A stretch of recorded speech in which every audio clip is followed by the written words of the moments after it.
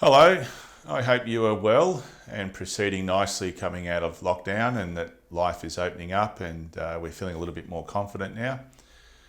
So, today I'd like to talk about what we should expect when we engage with a health professional in regards to musculoskeletal pain or musculoskeletal issues that may be getting in the way of doing the things you want to do. For example, getting back on the golf course, or maybe you've seen your grandkids for the first time in a long time and you want to confidently pick them up and play. Or perhaps you just want to get back in the gym or increase walking. Maybe you're heading off on holidays, you're going to hitch up that caravan and you want to get the hell out of here. And we all know what happens sometimes with the caravan hitch. So what I guess we should do is talk about what we should expect when we talk to a physiotherapist or a chiropractor, osteopath or whatever about, for example, a back pain issue that you might have, or maybe you've got a bit of a dodgy shoulder or stiff neck. So I just want to try and help you make a better decision about your health choices. It's my passionate belief that you need to be empowered, you need to be understood. So I guess the first thing is, you don't want to be rushed. You want to be able to tell your story and you want to feel as though you're being listened to, and your health professional should ask you some pertinent questions related to your story. But most importantly, you should feel free and have the time to discuss what is troubling you in your own words and in your own time. And based on that, a good health professional should listen and ask questions related to your story, and then feedback to you their understanding of what you said. That way you feel understood. And they should collaborate with you and list a set of problems that you've come up with and maybe some roadblocks or some barriers. That way you can formulate a plan of care. So the starting point should be a point of understanding. Then the professional can discuss with you a working diagnosis based on your story, your history. They should provide a detailed physical examination to confirm or to disprove the clinician's hypothesis about what might be the underlying diagnosis or the underlying set of problems that need to be addressed.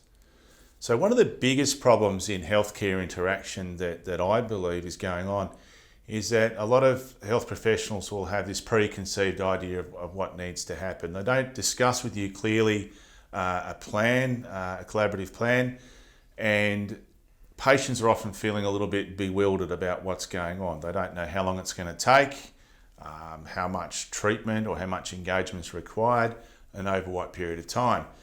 So one of the things you need to get from your first visitation to a health professional is a written plan of care, that things are jotted down, that you and your health professional have discussed together what needs to happen, because I can tell you right now, 99% of success in healthcare is actually what the patient, what the client does in their own time, believe it or not. There's this big thing that you should just lie on the couch and the clinician should wave their magic hands and things should just happen. So when you think about it, that's a little bit illogical. And I'll use the example of a sprained ankle. It's swollen, it's painful, you've rolled it playing netball. That ankle needs to settle down, the symptoms need to settle, and whatever techniques you might use for that. But as the ankle settles, where risk starts to kick in is you're feeling pretty good, but unfortunately the ankle is a bit weak, it's a bit slow to react, it's a bit stiff. You get back on the netball court and it goes again.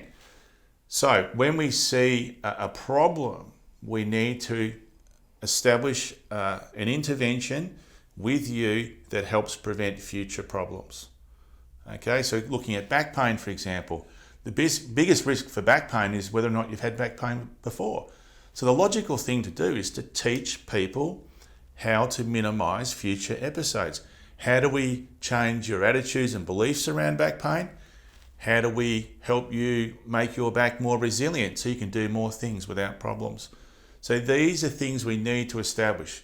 It's not just about settling down acute symptoms. It's about improving function and performance and resilience. So a health professional should act as a trusted, confident, somebody that you Trust can provide you with an individualistic program of exercises, of strategies and mindset changes that will improve your life. One of the problems is the internet is full of this information. YouTube's got loads of exercises, but what we see that goes wrong is that we're individuals.